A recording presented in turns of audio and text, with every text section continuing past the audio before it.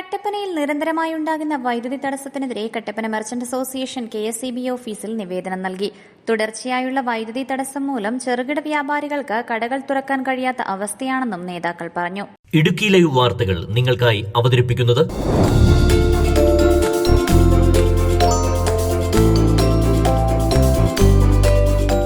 കട്ടപ്പനയിൽ കഴിഞ്ഞ ഒരു വർഷക്കാലമായി തുടർച്ചയായ വൈദ്യുതി മുടക്കം പതിവാണ്. ഓരോ ദിവസവും മെയിന്റനൻസ് പണിയാണെന്ന് പറഞ്ഞ് രാവിലെ 8 മുതൽ 5 വരെ വൈദ്യുതി മുടങ്ങും. ഇതുമൂലം ചെറുകിട വ്യാപാരികൾ ഉൾപ്പെടെ പ്രതിസന്ധിയിലാണ്. കട്ടപ്പന മർച്ചന്റ് അസോസിയേഷന്റെ നേതൃത്വത്തിൽ മുൻപ് പലതവണ പരാതി നൽകിയിരുന്നു. ഇനിയും വ്യാപാരികളെ ബുദ്ധിമുട്ടിക്കുന്ന നടപടികളുമായി KSEB മുന്നോട്ടു പോയാൽ ശക്തമായ തുടർ സമരങ്ങൾക്ക് വ്യാപാരികൾ തയ്യാറാകുമെന്നും നേതാക്കൾ പറഞ്ഞു. കഴിഞ്ഞ 6 മാസമായിട്ട് നമ്മൾ ഇത് 3ാമത്തെ തവണയാണ് ഈ ഓഫീസിൽ വരുന്നത്.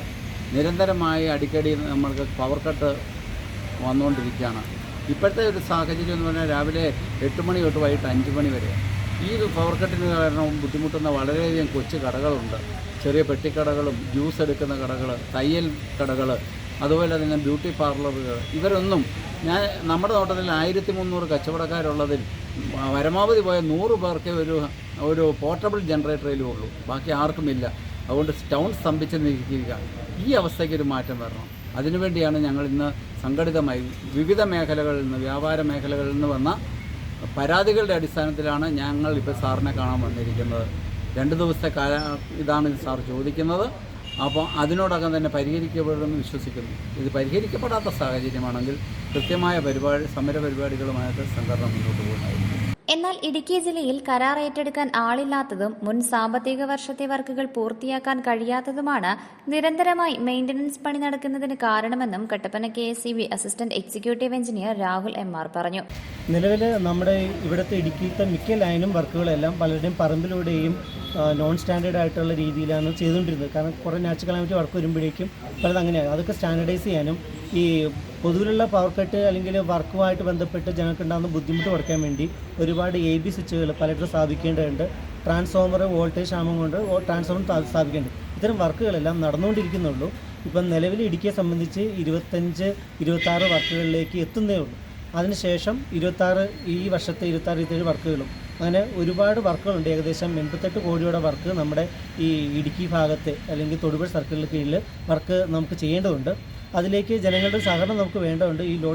ഈ പവർ കട്ട് എന്ന് പറയുന്നത് പരിഹരിക്കപ്പെടാനായിട്ട് പ്രധാനമായിട്ട് സ്റ്റാൻഡർഡൈസേഷൻ ചെയ്യാവുന്നതാണ് മൊത്തം ലൈനുകളും. അതിന് ABC, കവർ കണ്ടക്ടർ, AB സ്വിച്ചുകൾ, ഇത്തരം കാര്യങ്ങൾ ഇംപ്ലിമെൻറ്റ് ചെയ്ത് കഴിഞ്ഞാൽ ഈ വിഷയങ്ങളെല്ലാം പരിഹരിക്കപ്പെടും.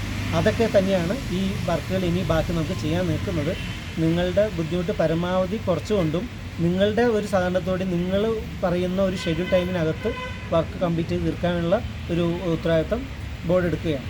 Merchant association Kattappana unit president Sajan George, general secretary Joshi Kuttada, vice പ്രസിഡന്റുമാരായ ഷമേജ് K. ജോർജ്, രാജേന്ദ്രക്കുറുപ്പ്, ബൈജു വേമ്പേനി, അസോസിയേഷൻ സെക്രട്ടറിമാരായ Ramanan Padannayil, finance Baby, Anil modern, SRCB, merchant youth wing Kattappana unit president Ajith Sukumaran തുടങ്ങി നിരവധി അംഗങ്ങളാണ് നിവേദനം നൽകാനെത്തിയത്.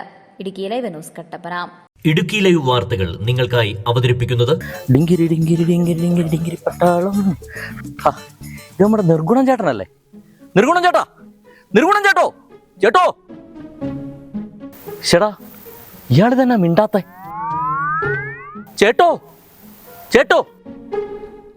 യോ, ഇനി ചത്തു കുത്തിയിരിക്കുന്നത് വല്ലതും ആണോ? ദൈവമേ, യോ.